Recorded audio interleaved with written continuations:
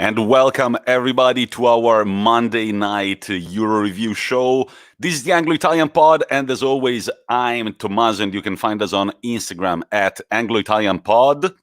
And I'm Rory. You can find us on Twitter at Italian Anglo Pod. It feels good to be live. I've been looking forward to doing this show. It's been a good weekend of football. Tommy, how has your weekend been? It's been a very good week and a very good weekend. Our latest episode 44, with an exclusive interview to professional footballer Millie Chandarana, was a success. It's already in our top 10 most downloaded episodes of all time, and we're super thankful to Millie for giving us her time and really for a beautiful interview about the life of an athlete and women's football. Yeah, it was really interesting. I'm glad it went down really well. People seem to enjoy it. And as I said on last week's episode, I'm really looking forward to going and seeing a game in San Marino. It's another country I can tick off the list, right? I just realized it's like another tick, done. So I'm looking forward to that. Hopefully get to see you in Serie A. So fingers crossed for the rest of the season, right? Big games coming up. But I'm glad people enjoyed the episode. Really interesting interview. Just really quickly, I messed up the calendar for the Serie A team vision, and the game that Millie was mentioning, the relegation battle against Napoli. Of course, it wasn't this weekend, but it's going to be next weekend. So remember, on Saturday around noon, we will let you know on our Friday episode at what time the game is, but hopefully you can catch the game and support San Marino with us. It's also very exciting because the big scary scare of the Super League is now behind us, and we can solely focus on actual football. How good does that feel, Rory?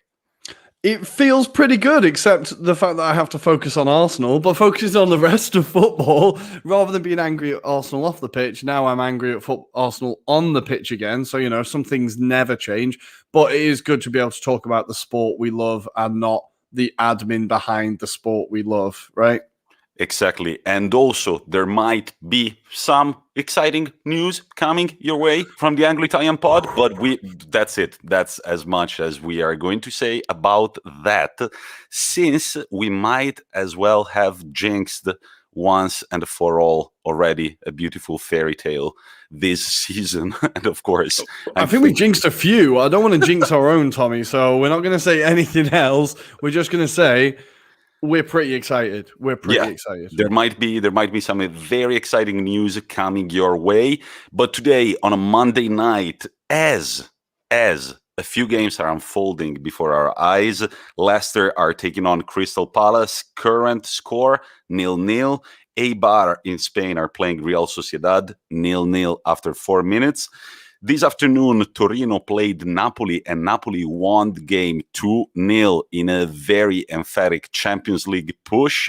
And Osimhen scoring again. I knew he would arrive at some point, and when he arrived, he's not stopped scoring since he's come back in the team. It's incredible. Yeah. He's quite something, and I always thought that it was just like a time bomb, because the season that he had last year at Lille, that couldn't be a coincidence. We were all just waiting for him to turn up.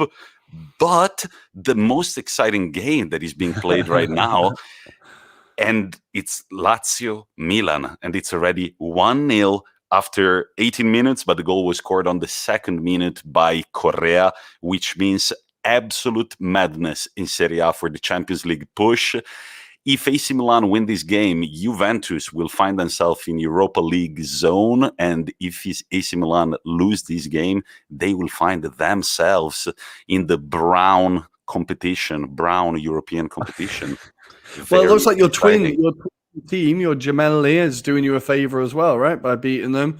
Could be speeding up the old Scudetto party, potentially. Not to jinx it, may have just jinxed it. Maybe. No, I think it's almost unjinxable. Only if that's definitely a jinx. Almost unjinxable. But Rory, where shall we start from? I feel like we should start from France. There were quite some exciting fixtures this weekend. What a weekend in France. So the title race shows no sign of boring up, as the top three teams are now separated by 2 points, but Lyon have found themselves 6 points off top spot, and all of a sudden out of the title race. So 4 become 3. How did this happen? I hear you ask, Tommy. Well, the game that we talked about was at 9 o'clock last night, and it was Lyon hosting Lille. And the host started off very well, 2-0 up, goal from Aouar, the future Arsenal man, hopefully. And the second goal, the person escapes me now. I can't remember who scored it. But anyway, they were 2-0 up, and Lille managed to claw it back to 3-2 with that man and the Turkish guy we've talked 36 years old, having a hell of a season as he gets 2 goals and an assist to put the Dogs back on top. This dog had its day. I'm trying to find a pun that kind of worked. But Lille looked so determined. And Lyon, the second Lille got their first one, Lyon just shat themselves. And you could see the game just collapsed. Paqueta gave away the back pass, like a terrible back pass for the equalizer, I think it was. And then the winner, Yilmaz, goes absolutely mental. Like, this game was just... And the thing is, obviously it's 3-2, so it sounds like it was a shootout and it was a lively game. But it was honestly end-to-end madness. Anthony Lopez in goals for Lyon made a few unbelievable saves. It could have been much more comfortable for Lille. But talking about goalkeepers, Lille goalkeeper is now joining AC Milan. It's been confirmed. Maignan, right? Is moving for 15 million in the summer. Tommy, where is Donnarumma, or Dollarumma, as they're calling him? Where is he going? They have been calling him that for quite some time. Dollarumma, man, I want to think he's going to Juventus, which could sound once again like a rushed Juventus move, like they often do. I don't really know, because if I were PSG, maybe I could be thinking about Donnarumma for the future, but at the same time, I've got Keylor Navas in goal. Why would I be replacing him? Well, he's kind of old, but he's still very capable. I think I feel like the strategy that Donnarumma is adopting is to wait. I mean, Mino Raiola is adopting, his agent, is to wait until the end of the season to see whether AC Milan will be in the Europa League or not before renewing the contract. But however, they're still in talks about the contract renewal. So I think it was a smart move from AC Milan to kind of, we have a keeper for next season, regardless from Donnarumma. But there are increasing. That'd be pretty shitty of him to go to Juve, though, no? Yeah, but his situation is very well known in Italy. His life is ruled by his family. He lives with his parents, like literally next door, and his family are like his agents. And they've been criticized before because they seem to only be thinking about the money that they might be getting. But it might be a shitty move. But I don't think Donnarumma would be ashamed to make it. Yeah. Well, this might open, interestingly, Arsenal spin, as always, might open the door for Szczesny to come back to Arsenal, the rumours are, which I would absolutely love. Bring him back. You can smoke 20 tabs a day. I don't care. You do not throw the ball into the back of the net quite like Leno did this weekend. But before we get sidetracked by Serie A and the Premier League, let's stick with France. So all those results, or that result, keeps Lille on top with 73. PSG stayed 1 point behind after they beat Metz 3-1 in Metz.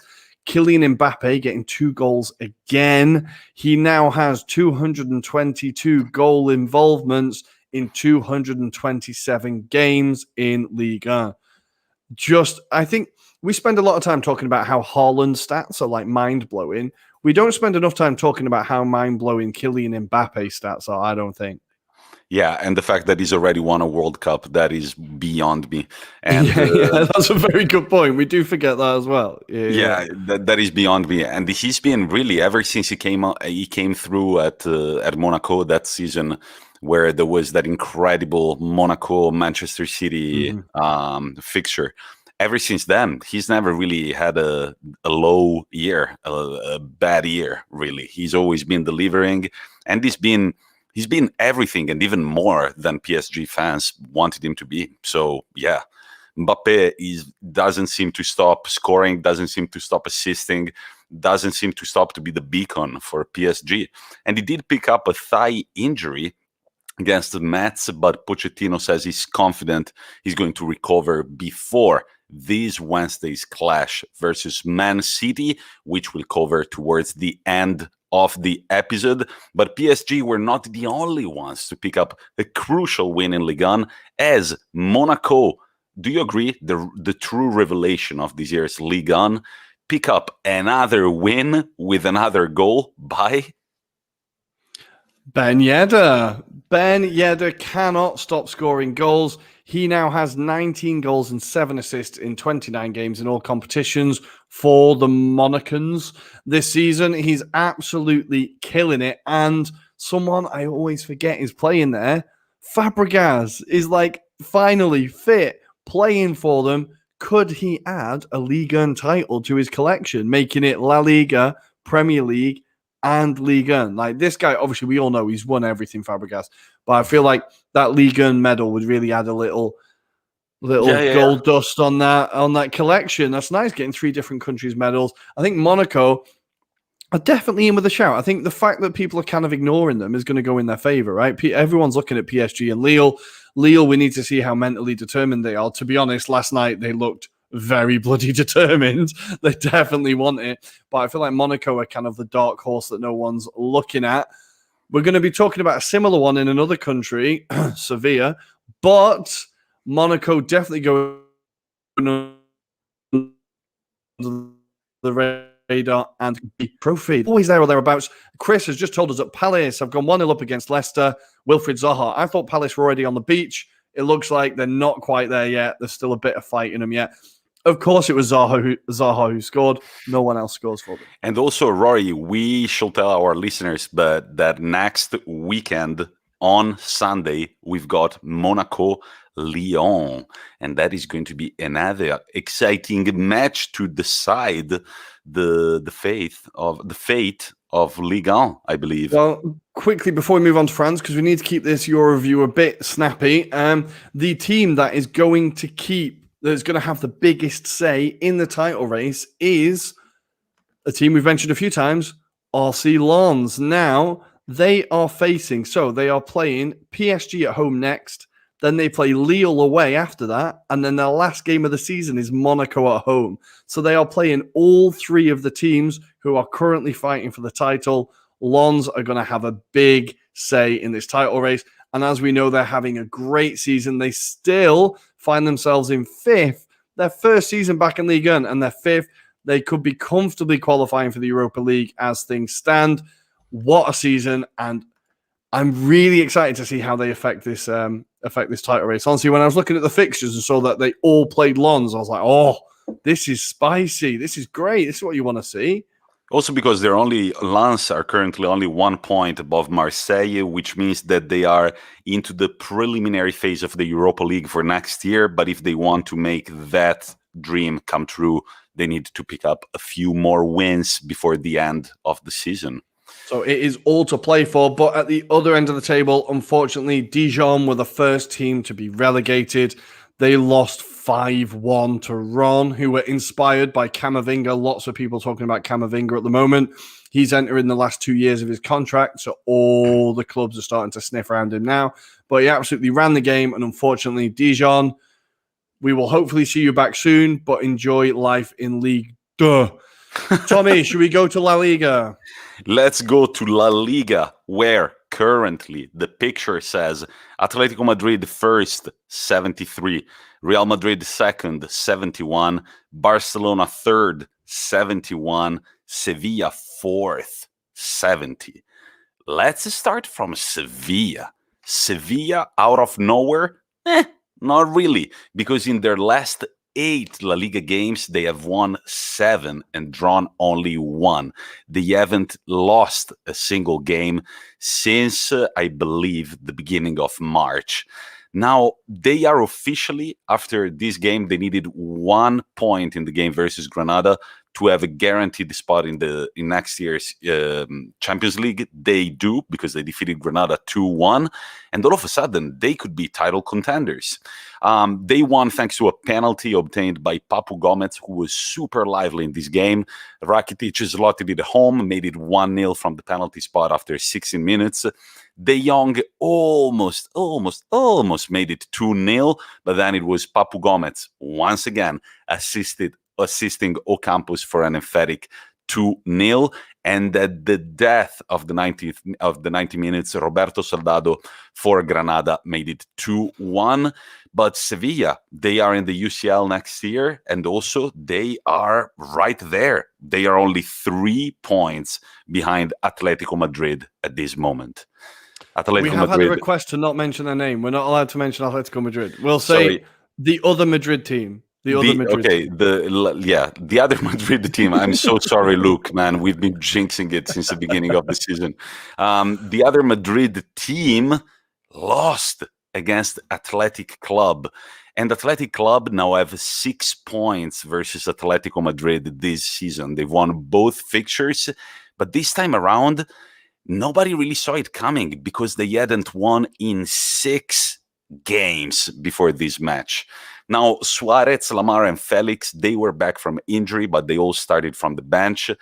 But right away, it looked like a very difficult Sunday for Atletico Madrid. At the 9th minute, former Torino man Berenguer made it 1-0 for the hosts. In the second half, Llorente and Carrasco both missed chances. Diego Simeone tried it all. He made a triple sub playing exactly Suarez, Lamar, and Felix. They managed to equalize thanks to Savic, who scored with a header from a free kick. I can't speak English tonight. And it was his first La Liga goal in almost 4 years. But then at the 86th minute, a very powerful header from Martinez from a corner kick secured the 3 points for Athletic Club, and that means that the other Madrid team have only won 2 games in their last 5.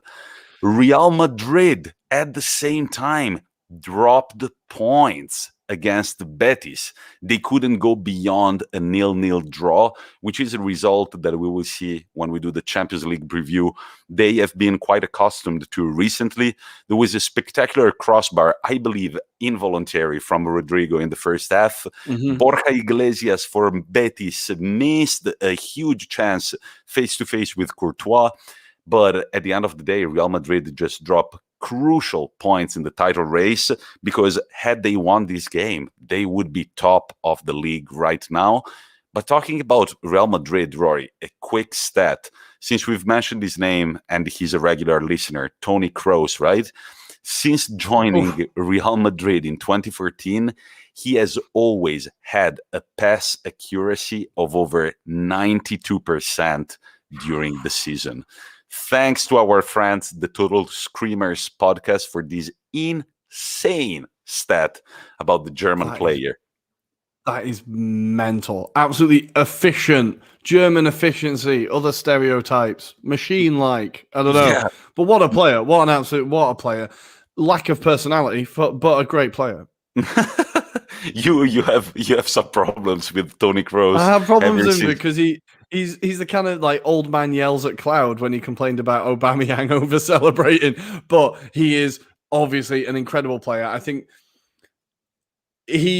people noticed him in the 2014 World Cup, obviously when Germany won it, and then I think people kind of forgot him when he went to Madrid, and then now people are starting to realize just how good the guy is. He seems like to be getting a lot of headlines this season because he's having a particularly good season. But in La Liga, I think, is it advantage Barcelona? Are we now jinxing Barcelona? Is it advantage Barcelona? It is advantage Barcelona, but I just was thinking of this quote that I didn't quite pin on my Instagram feed, but it was, I believe Valverde, the Uruguayan midfielder from Real Madrid, saying that Modric, he was really like, he made me think for a second. We don't think that much about Modric, Casemiro, and Kroos, that midfield. He was just like, as a midfielder, I couldn't have landed in a better club where to learn from absolute legends, because these 3 guys have won it all. They know exactly what they're doing, and they're among the 3. I feel like the three of them really complete each other. Like Casemiro possibly is the least pretty of them all, but together with them, he does the job that he needs to do, and they make it look pretty too. It is weird how nobody really talks about them, eh? Is it because none of them really stand out or take the headlines? None of them really, I don't know. It is because weird. Because there was that weird dude called Cristiano Ronaldo that was taking all of the headlines when he was at Real Madrid, rightfully so, but very often we forgot of all the other people that were there besides him and Sergio Ramos. So very true. Okay, but where next in Spain? Let's go. Advantage Barcelona indeed, because Barcelona on Wednesday, they're going to play their game in hand away at I wrote their game in hand away at home versus Granada. No, it's a game in hand that they're going to play at home versus Granada, and if they win, they could go top of the league, 1 point above Atletico, because this weekend they did indeed beat Villarreal 2-1. Number one, Villarreal have a beautiful name for their stadium, La Ceramica, the ceramics. Yeah, it's. I believe the city is famous for its pottery, its ceramics. I'm almost certain. They also have one of the greatest nicknames in football with Los Amarillos Submarinos, the Yellow Submarines. The Yellow Submarines, Los Submarinos. Yeah, which is a really fucking cool nickname. But we'll be talking about Villarreal later. So, Barcelona.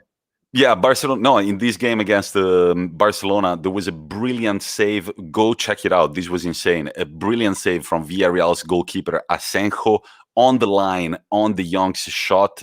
Really one of those almost impossible saves. He managed to save it. Remember the Young missing, because it's kind of a fil rouge, a leitmotiv of this game.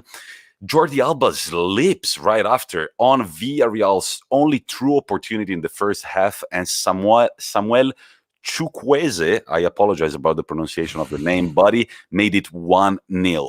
But then Mingueza, we've talked about this player already. Could he be another Cantera legend? I don't know, but the pass to Antoine Griezmann for the first goal from Barcelona is absolutely beautiful. The only thing that is prettier than that is Griezmann's finish. As cool as you like, give it a lob. And beautiful goal. Man, that really reminded me of Antoine Griezmann when he played for Real Sociedad, because he had a ton of those lobs. Wow, my English today. I don't know what's happening. But they make it 1-1, and then you'll be happy to know about this, Rory. Former Spurs legend Juan Foyth makes a terrible back pass. And of course he does. And Le Petit Diable, Antoine Griezmann, just has to shoot as powerfully as he can to the second post and make it 2-1. Horrible red card for Villarreal's Trigueros with an awful tackle on Messi's ankle. And then once again, De Jong has a beautiful opportunity to make it 3-0 on a Dembele's pass, but he's not exactly clinical in front of goal. And there, I would love to speak Dutch, because the camera just filmed Ronald Koeman just screaming something in Dutch towards him, and it sounded absolutely awful. But besides, that's just Dutch. Dutch just sounds awful. Sorry. Yeah, it's not a pretty language. It's a lot of. There is a lot of that sound, and then grelege, this like weird thing, grelen. But besides Barcelona's game in hand, our Dutch listeners. Rory, I think you might have I think you might have a small connection problem. You've frozen already for the third time. Stop freezing, Rory. Stop. I'm gonna tell the girlfriend to stop watching Amazon Prime and go to Italian TV. But this said, we are going to go to the relegation zone very soon. But I'm already telling you right now, on May 8th, we've got Barcelona, Atletico Madrid, and on May 9th, Real Madrid, Sevilla. So that could be the decisive weekend in La Liga. As for the relegation zone, Valencia draw 1-1 to Alaves. They're now 7 points above relegation with 5 games to go, but they have 3 draws and 2 losses in their last 5. And Eibar and Huesca drop points. Elche grab a win versus Levante, and they are currently 1 point over the drop zone. So good luck to all these teams in the red zone of La Liga. And remember, May 8th, Barcelona, Atletico Madrid, and May 9th, Real Madrid, Sevilla. Now, of course, we're supporting the other team from Madrid, but if Sevilla were to win this title, that would be huge. Absolutely huge. Can you imagine Papu Gomez joins in January and then lifts the trophy in May? That would be insane, right? But maybe we've just jinxed Sevilla there now as well. There we go. But all to see, plenty of dark horses around Europe. You know, people call them the Farmers Leagues. Well, they've got much better title races than both the countries we're talking about at the moment, unfortunately. But we're going to go to another title race, which is almost over. But there's one more week in it because we're in Germany, and Mainz beat Bayern Munich 2-1 as it stunned everyone except people who've been watching Mainz since January. So they have brought in their new manager. His name, we mentioned him last episode, I believe. His name is Bo Svensson. Is one of my. I love that name. But anyway, he was a player who used to play for Mainz, and people will remember that Mainz have had two key standout managers, and these are Jurgen Klopp and Thomas Tuchel. And this Bo Svensson played under both of them, 1 year under Klopp and 6 years under Tuchel. And since he's come in January, they have taken 27 points from the 13 games that they've played. Only Bayern Munich, Frankfurt, and Wolfsburg have taken more, right? When he took over in January, they had 7 points and were 8 points away from safety, okay? Now they find themselves in, where is it? God damn it. They are in, I thought I clicked that already. They are in 12th place and are a massive 5 points ahead of the relegation zone, now on 34 points. Their upturning form has been insane, and he is quickly, despite only being there half a season, getting his name in the hat for manager of the year, which is mental. But you say for the job he's done, he has to be in there. Now, of course, Bayern, they have 4 games to get 3 points to win the league. So I think they were a little bit taking their foot off the gas. We were surprised they didn't win as Lewandowski was back to full fitness. So people were expecting him to get on the score sheet. But he did get on the score sheet, but it wasn't enough. Mainz won 2-1, and it extends the title race for a week, right? We basically know where it's going. But a great result for Mainz, and the celebrations on the pitch were incredible. Bo Svensson, keep doing your thing. He could be the next manager coming out of the Bundesliga that all the teams are looking at. But while we're talking about Bayern, we need to talk about Bayern and the fact that they have now, I think it's been confirmed today, they have taken and poached, like they do, the best in Bundesliga, poaching the talent. They have taken Nagelsmann, or are taking Nagelsmann, from RB Leipzig to kill off any attempt of competition within that league. Now, the interesting thing is they are paying a record fee for a manager, a reported 30 million euros to take Nagelsmann out of Leipzig. It's crazy, right? Wow.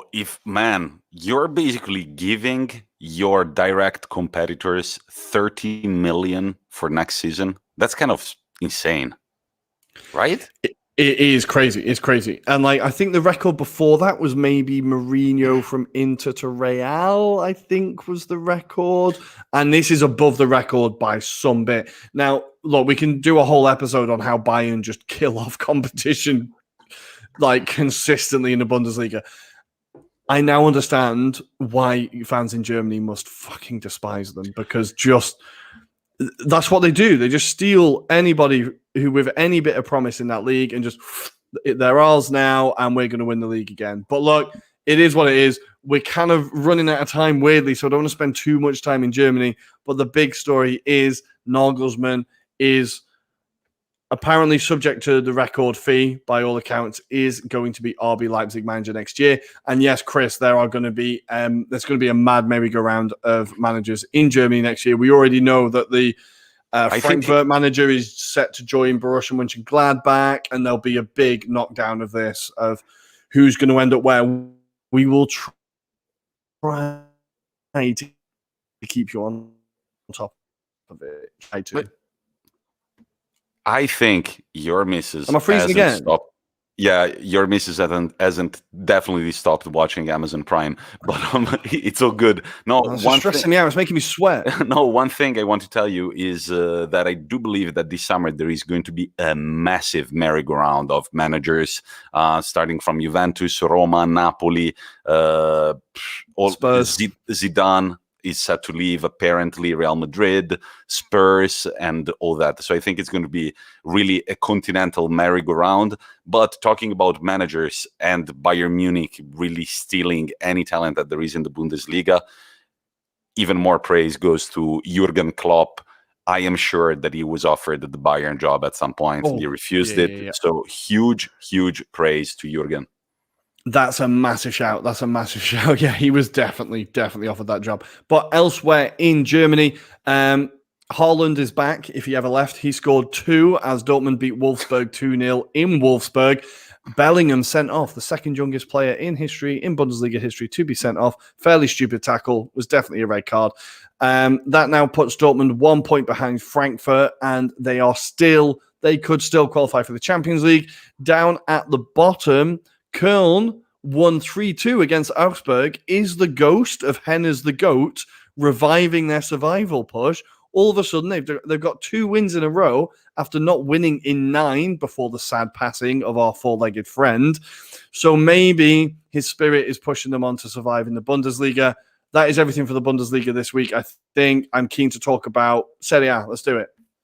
Let's do it. Yeah, the ghost of the GOAT. I like that. So Serie A, as we are speaking, Lazio went up 2-0, but their second goal was ruled offside by VAR. So we're still 1-0 at halftime. Earlier on, as I said, Napoli won 2-0 against Torino, thanks to Bakayoko and Osimhen, and are currently third in the league on even points with Juventus and AC Milan. Once again, crazy Champions League push. Now, the first game of the weekend was Genoa-Spezia, kind of a derby from Liguria. Genoa won 2-0. They're now 5 points above relegation, while Spezia, they're only 2 points above.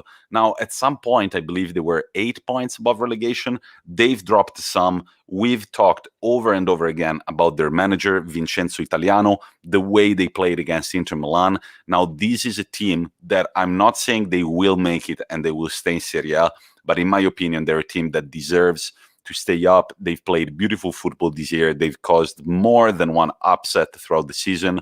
And I do believe that their calendar is not that tricky. They can get a few points before the end of the season, and I'm wishing them to get them because they've really impressed me. Now, Sassuolo-Sampdoria was the second game of the weekend, 6th consecutive win for the Nero-Verdi in Serie A. And the Sampdoria sit comfortably at 42 in no man's land. What's the expression in English, Roy, the idiom to say they're on the beach already? They're on the beach already. Yeah, I feel like they're kind of an on-the-beach team, aren't they, Sampdoria? Yeah, and sorry about that. I don't know why I said that this was the 6th consecutive win for the Nero-Verdi. It's their actually 4th consecutive win in Serie A. Sorry about that. But then, Roy, the big game, aka bang for your buck, was Parma-Crotone 3-4. Did you manage to get some of the game the other day?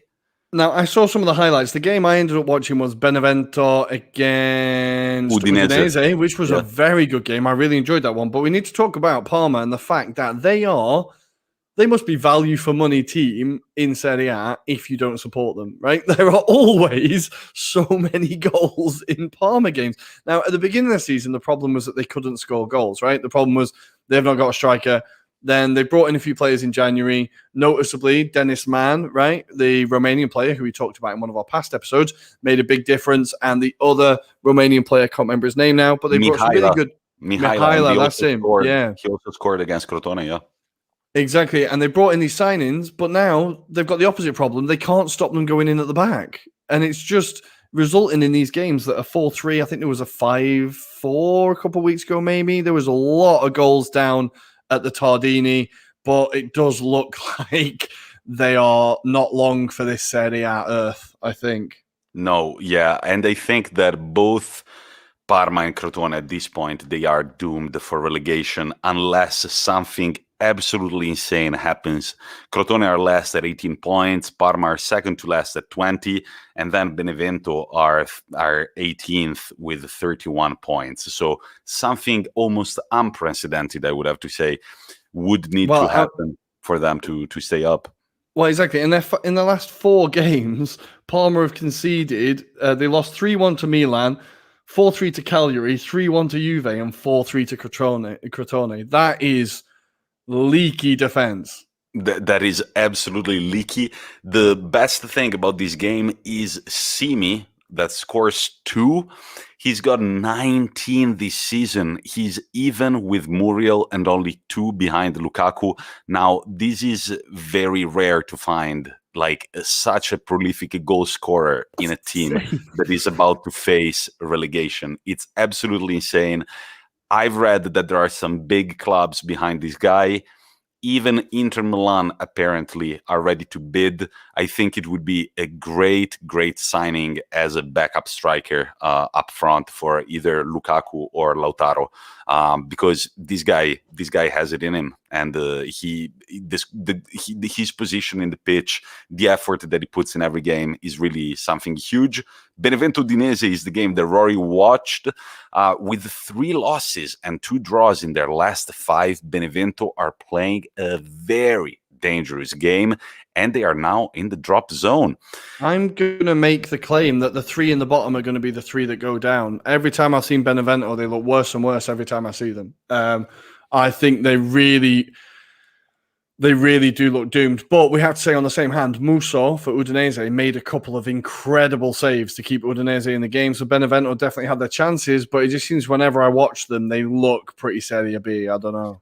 Yeah, I think that Inzaghi was pretty good at just like installing in them a fearless mentality, just go out there and play football, but they might have forgotten how to defend a little bit, because even Benevento, I'm looking right now, they've conceded quite a few goals, like 5-3 versus Lazio, 2-2 versus Genoa, now 2-4 versus Udinese. So yeah, the defense, well, we know that Inzaghi doesn't think about defense that much, right? When he was a player.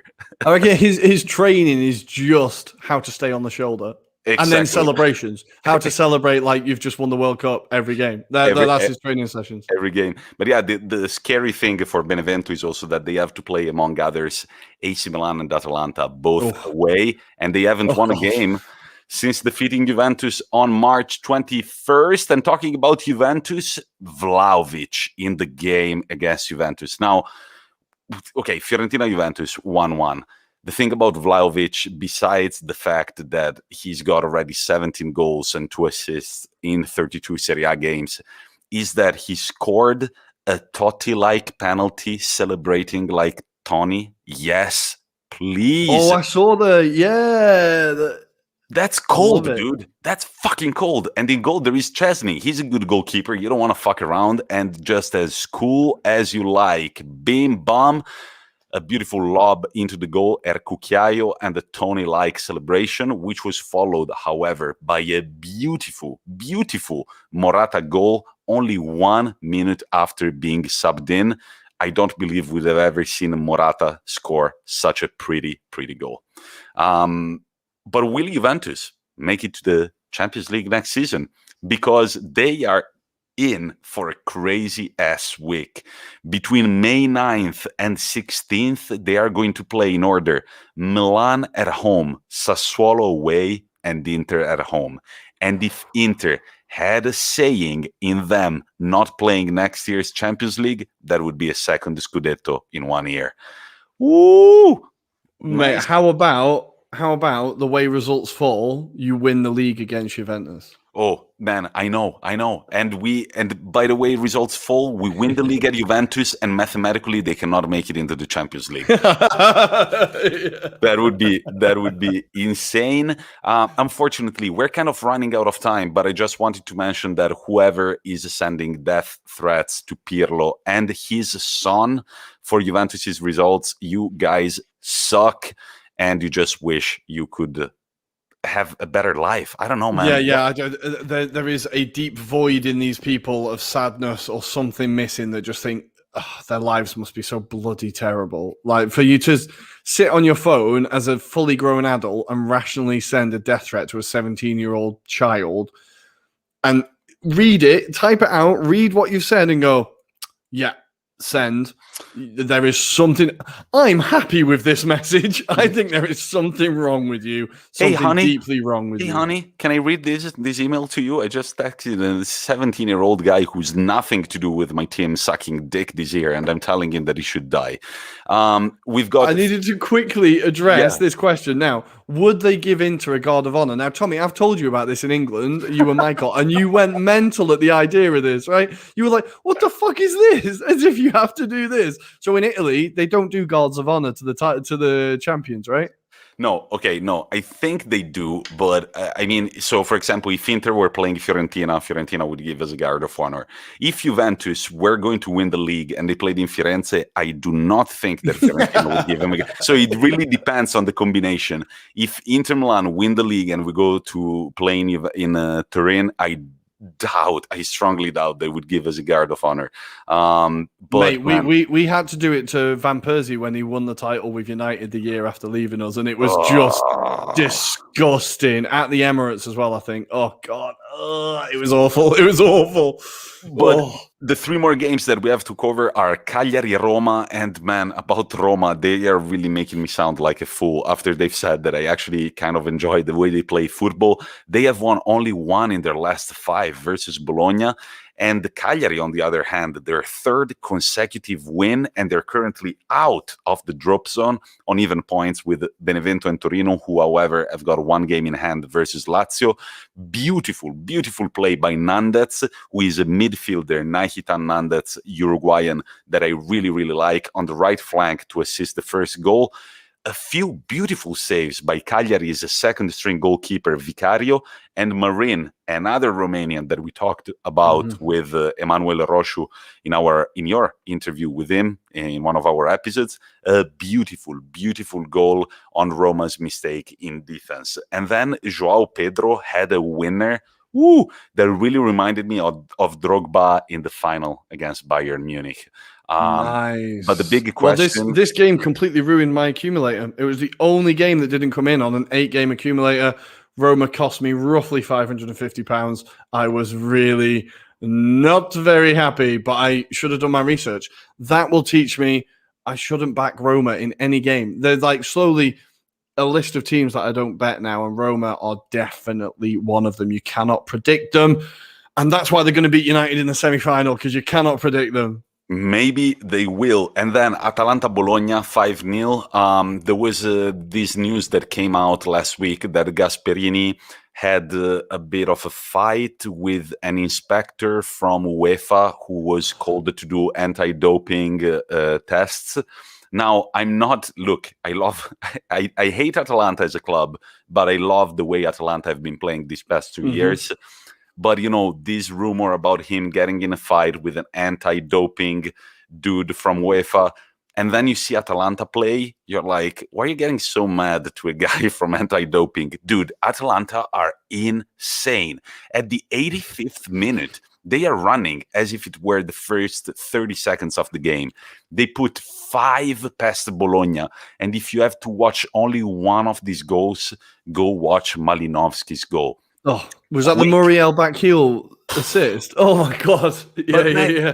That's not just a back heel. It's a give and go at the edge of the box between Malinovski and Muriel. Malinovski gives him the ball, but he has to run around a bunch of defenders. Muriel very smartly understands that he has to wait a second to give him the ball back, and he stops the ball with the top of his foot, keeps it down like that, and then it just slides so beautifully.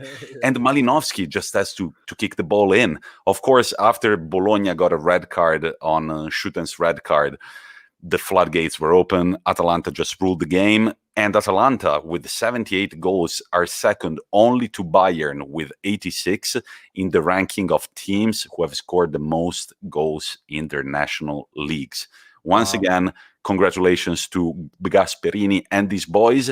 And finally, Inter Milan, once again, with a 1-0 win. Okay, I will be honest, as an Inter fan, I will say it. It should have been 1-1 because a goal for Verona was not given by the referee. Now, upon seeing it the first time, I did believe that, how do you call it, charge on the goalkeeper? Yeah, it's what do we call it? An infraction? I can't remember. Yeah, impeding the goalkeeper. That's it. Upon seeing it the first time, I believed that had happened. But then, man, I watched the replays, multiple replays, and Andanovic absolutely fucked it.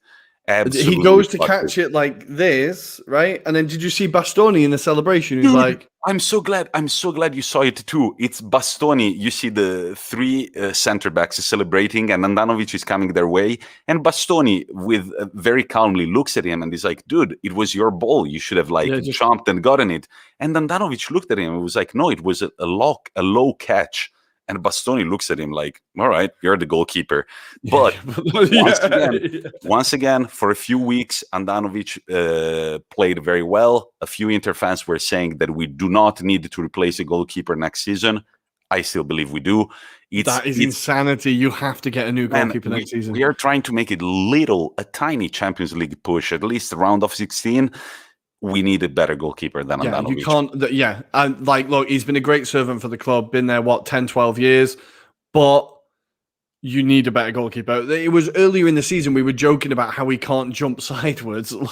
This guy has not had a good season. The defense in front of him has been outstanding, and the defensive record has been great, but he has had some shaky moments. The guy's 36, 37 now.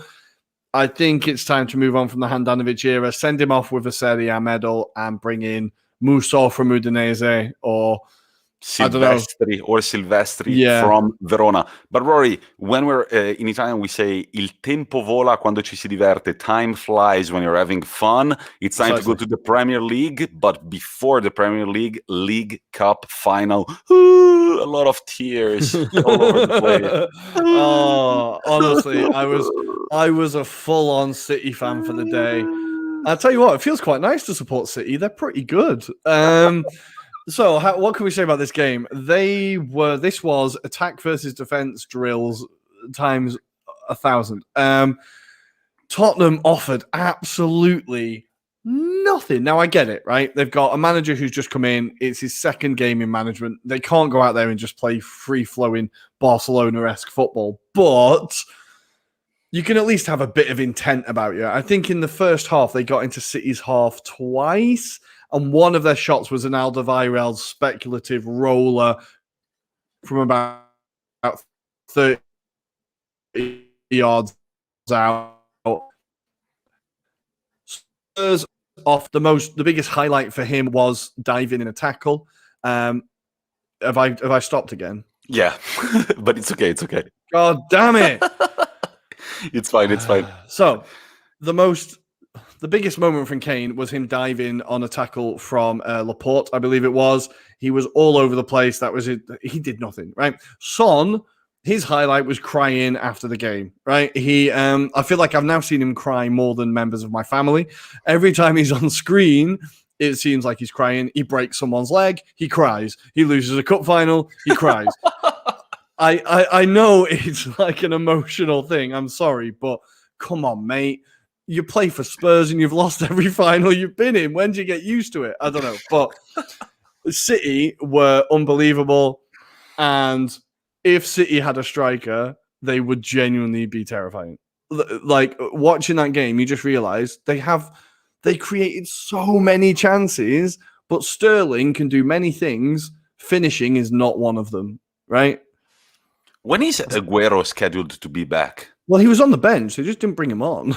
Well, then they have it. Then they I don't know. I think Guardiola just doesn't want to play him. I don't know. It's strange. But They really need a striker. And when they do inevitably get Haaland this summer, they will be absolutely terrifying. But Pep Guardiola now has a 93% win rate in his finals, winning 14 of 15 finals. Who is the one manager he lost to in a final, Tommy? Jose Mourinho. It is Jose Mourinho. Who did Tottenham sack 6 days before a cup final? It's Jose Mourinho. Jose Mourinho. Yeah, what were they thinking? What were they thinking? We were talking about this before the show. And we were like, right, I kind of get the logic of like, okay, it's not been a good season for Spurs. They probably want to sack him.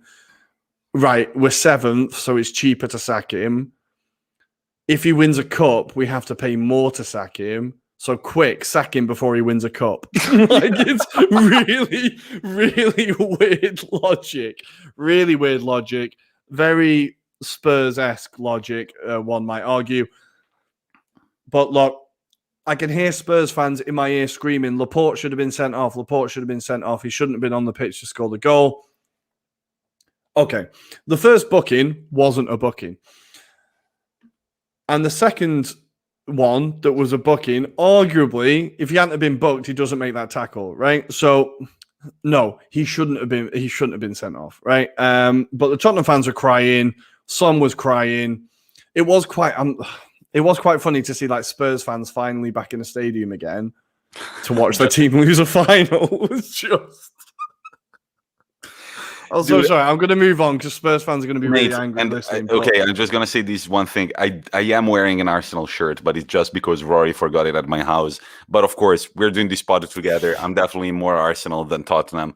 The thing that I thought you are, yeah. The thing that I thought was funny was, I mean, it was beautiful to see that there were a few like City players consoling the Spurs players on the pitch, but I saw this clip, and at a point, like you see Foden, he goes down to console, I believe it was Son, and when he gets up, he looks at another City player, and he just goes like he makes a face like, I feel so bad for them. They play for Tottenham. Like he's just like, I feel so bad for them. It felt like an adult like winning a game versus a kid, you know?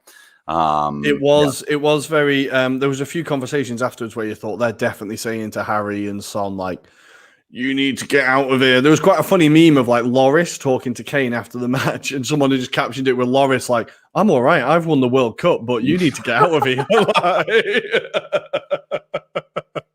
Which I thought was genuinely okay. Brilliant. But I'm gonna put, right, look, I've got this. This means no more Spurs jokes. No more Spurs. No more Spurs. Just quickly before we move on, one of our favourites, Phil Foden, now has as many titles as Leeds United as a club, and he's 20 years old. He has now won, I'm going to get the list here, he's won 2 Premier Leagues, 1 FA Cup, 4 League Cups, and 2 Community Shields already in his career. Not bad. Could probably pick up 1 more, potentially 2 more this year. We don't know. Big year for Phil. He was also kind of running this game as well. He was incredible. But let's move to the Premier League because we are running out of time. We have Arsenal. See, now Spurs fans, here's the bit you can listen to.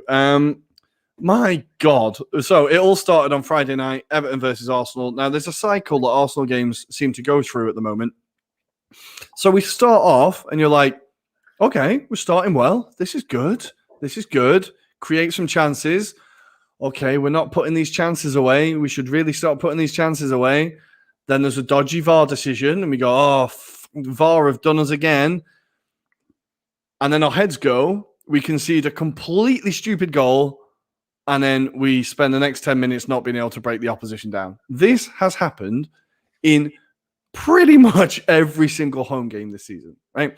We have scored 19 goals in our 17 home games this season. It is horrific. We can just not score goals. It is awful. Everton offered, I'm going to say it again, offered very fucking little in this game. But teams don't have to come to the Emirates. Am I with me? I'm honestly, router's right here. Keep saying move closer to your router. I don't know what I can do, honestly. I can hear you now. It's fine. Don't worry. Yeah? Yeah. Fuck me. So, this will all come out in the edit. You lucky people who are watching it live. So, Yeah, Everton, like teams, when they come to the Emirates, they don't need to offer anything. They just turn up, wait for us to make a mistake. It happens, and we lose. What was the mistake this time? Richarlison tries to put a ball across the 6-yard box. It is a completely, mate, you think Handanovic's goalkeeping was bad. This is horrific. Leno's just got to catch it. And somehow it hits his leg and goes into the goal. 1-0. That's it. And then after that, we've lost the game. Nothing happens. We throw on all our attackers. Nothing happens. It was infuriating. Look, I've said it before. We've got nothing to play for in the Premier League. Nothing to play for. But Christ alive, have a bit of pride. We were awful. We were awful. We need to find some form before the Europa League. Next up, we play Villarreal, Emery, back at the Emirates. I'm pretty scared. But if we've been turning up at anything, it's been in the Europa League this year. So I think we are putting all our focus there. But it was a really, really, really disappointing performance. And I was very angry on a Friday night. Not how you want to spend a Friday night. But on the same hand, it was quite nice to get the Arsenal shit out of the way and I could enjoy the rest of my weekend without worrying about it. But from there, we're going to leave my depression. So we did technically talk about Spurs' depression longer than mine. We're going to move on to Saturday, where Liverpool drew 1-1 with Newcastle. Chris, what is going on? Are you guys actually not going to make it, not even to Europe next year? Chris, I want an answer now. Go, Rory. Now, talk about not converting chances.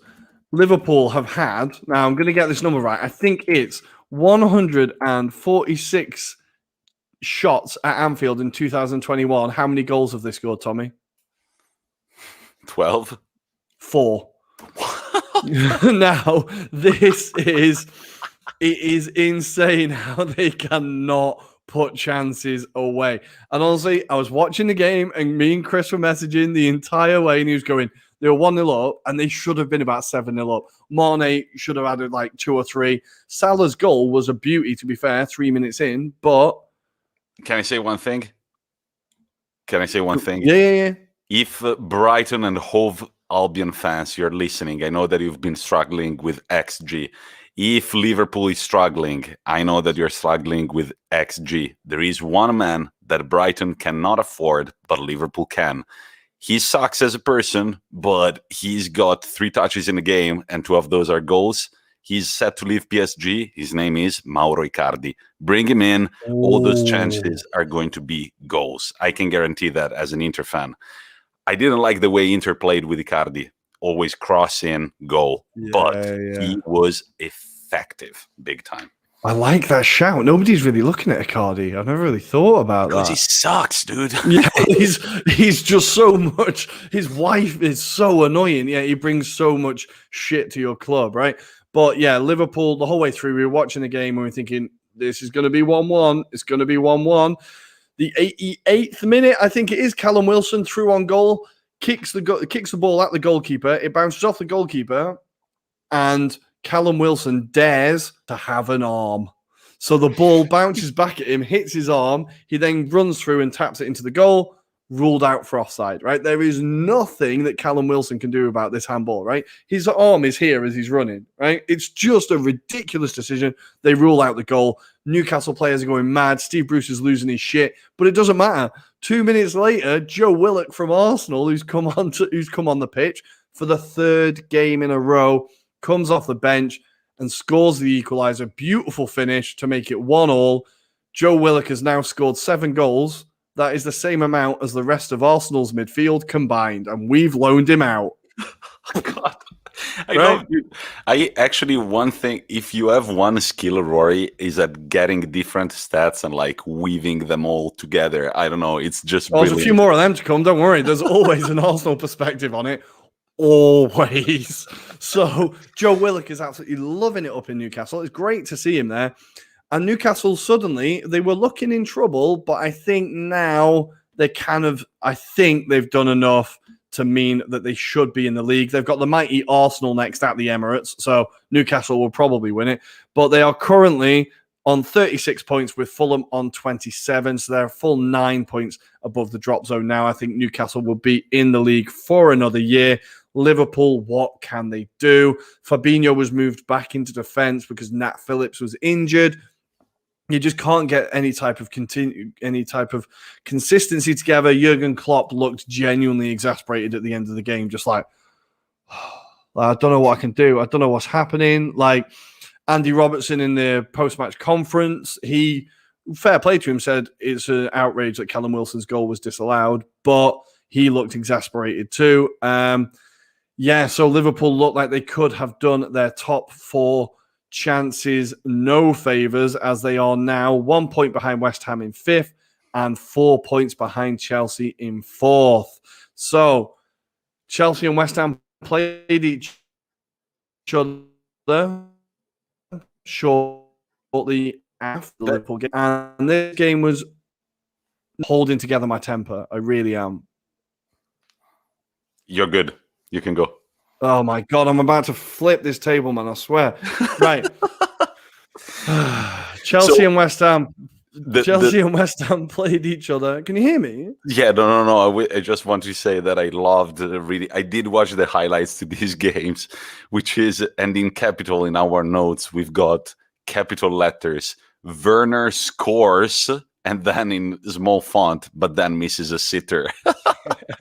Honestly, he was right. So the goal was really nicely worked. He started the move, played it out wide, ball back across the box, taps it in. It was a really nice goal.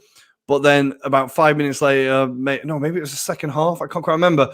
But he misses like an open goal, and Tuchel's reaction is incredible. On the sideline, he just goes, and it just turns around and walks off. It was amazing. Even he is looking, going, oh my God, what can I do with this guy? He has all the attributes to be a great player, Werner. He's quick. He's got he can hit the ball like no one else. His heading is actually pretty good. He's physically strong. He just can't get that run of goals. I feel like next season, maybe he's going to be absolutely unstoppable, but this season it is not for him. But West Ham didn't really offer that much. Their injuries really are really showing the signs now. The fact that they've not got Rice and Antonio is really starting to look like a big miss. And ultimately, Chelsea won 1-0. But the big talking point again was all VAR related, as Balbuena was sent off for kicking a ball. So he goes to clear. Have you seen this yet, Tommy? No, I have not seen this. So he's facing his own goal. He's got the ball. He turns around to clear it upfield, right? He swings his leg like you do when you kick a ball. And as his foot comes back down, it happens to catch Chilwell's calf, right? He's not looking at Chilwell. He doesn't know Chilwell's there, but it is a stamp, right? As in his studs land on the calf, right? But it is in no way a foul. They look in VAR, and the referee just gives him a straight red card. Off you go. Ridiculous decision. Completely killed the game just as West Ham was starting to maybe get into the game. And so Chelsea got the 1-0 win, and they are now, as I said, 3 points, of course, ahead of West Ham in 4th place.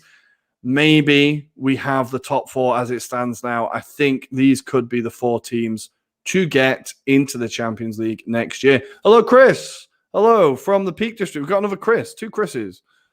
Hi, Chris. The Peak District. Thanks for joining us. We are right at the end of the show, but you're catching the best bit. So, here we round up the Premier League very quickly before we jump very quickly to the Europa League and the Champions League.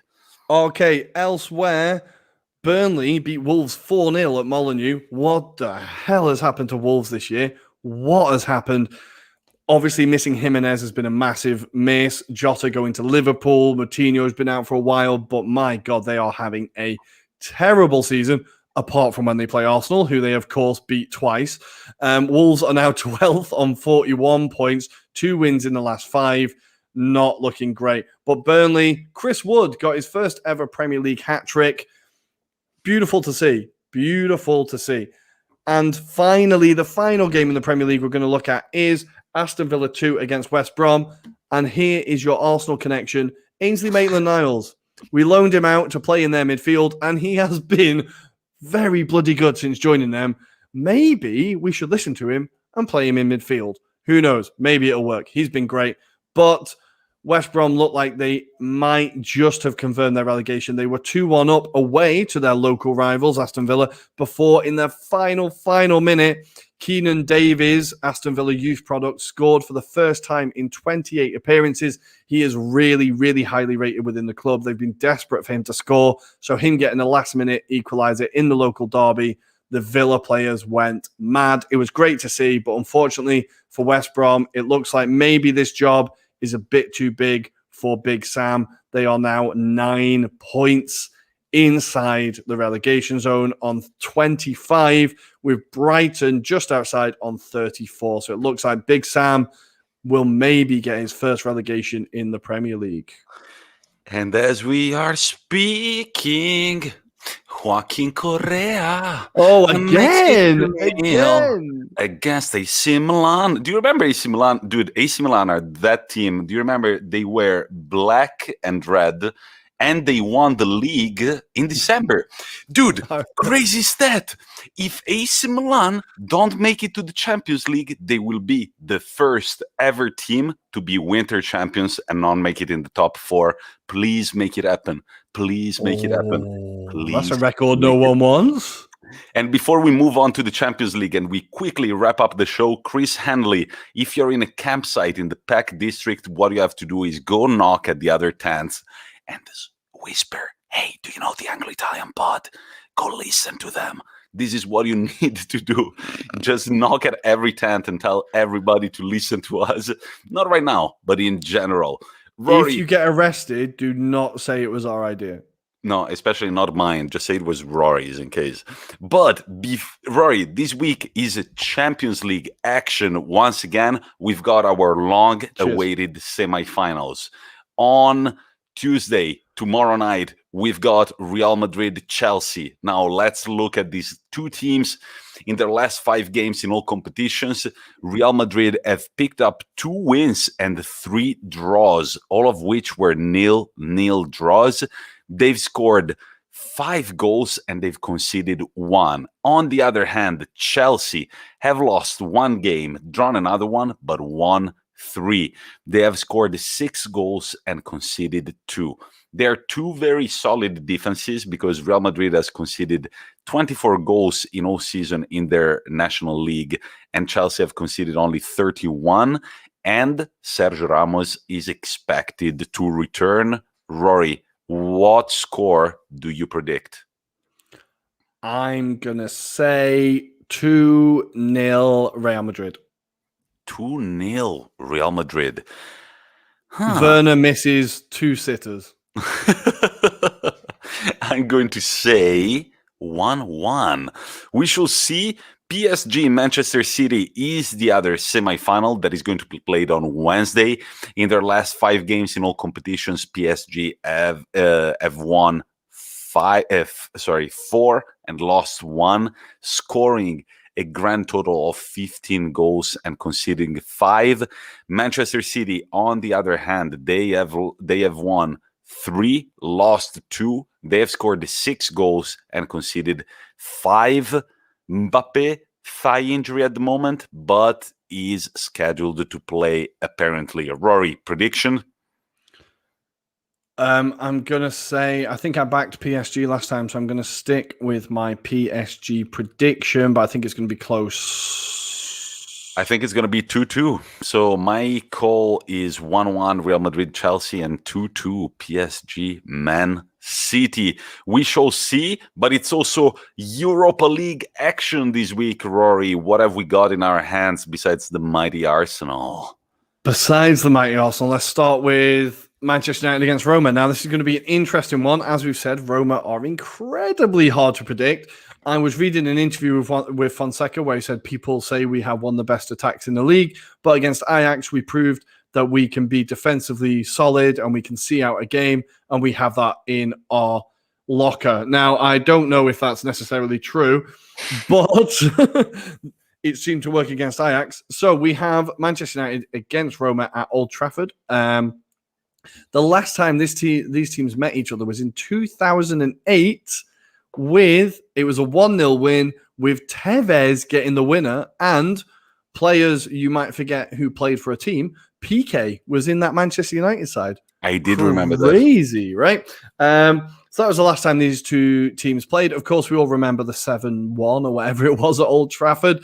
But Manchester United have a very good record against Roma. I think Manchester United, obviously, in the semis, they kind of comfortably got past Granada 4-0 on aggregate. Roma, not so comfortable against Ajax, 3-2 on aggregate. But I think, look, every part of me is terrified about Manchester United in the final. Every single fibre of my body. After this shit show of the season, the last thing that I can take mentally is losing to Manchester United in a Europa League final. It might just push me over the edge. You have to get there first, Rory. Speaking of which, we are against Villarreal. Mr. Emery is going to be back at the Emirates, back in his old stomping ground. Now, we all know Emery's record in the Europa League is actually fucking incredible. He's obviously won it 3 times with Sevilla, 3 years in a row. Got to the final with Arsenal, where he absolutely screwed it up, and has now got Villarreal to the semis. So we know that he knows this competition. Villarreal are a very dangerous team. Moreno, for them, has been incredible this season. I'm actually terrified about how our fullbacks are going to deal with him, if they do at all, especially as Tierney is probably not going to be fit. So it's going to be Xhaka at left back. Now, Xhaka isn't doing actually a bad job at left back, but he's not a left back. The last time these two teams played was in the Champions League in 2009, and Robin van Persie, Adebayor, and Theo Walcott scored. So a long time ago, much different fortunes. That was in the quarterfinal of the Champions League. It feels like a different lifetime, but we shall see. I'm going to back Arsenal because you have to have hope. I'm going to back Arsenal, and I'm going to say United will probably beat Roma fairly comfortably. Here we go. Oh, it's going to be a United-Arsenal final. I would honestly rather lose in the semi-final than lose in the final to United. Honestly, I'd rather just go out against Villarreal. By the way, if you're probably thinking, didn't Tommaso say that Roma would win the Europa League? I'm the same guy who said that Inter Milan would win the Champions League. So yeah, I'm gonna take this first year of podcast recording as a teaching for the future, and I can guarantee you that starting from September, I'm going to be way more cautious with my predictions. So if you want some more crazy predictions, this is the season, not the next one. But that is it, Rory. A lot to talk about. Time flies when you're having fun. We've got a pretty exciting week of European football. I'm very excited, especially for PSG Man City, the petrol dollar derby, the Super League within the Champions League almost. But anything to say to our followers, Rory? I apologize for my internet connection, and I will see you on Friday. And I apologize for my English, and I will also see you on Friday. It's been fun to have you here. A shout out goes to our friend Steve Cole, whom for the first time since we started doing Twitch Live has always been here. He couldn't make it tonight. It simply wasn't the same. Steve will be back next week. You'll be back next week. We've missed you, buddy. And we'll talk to you on Friday with another episode of the Anglo-Italian Pod. Bye, guys.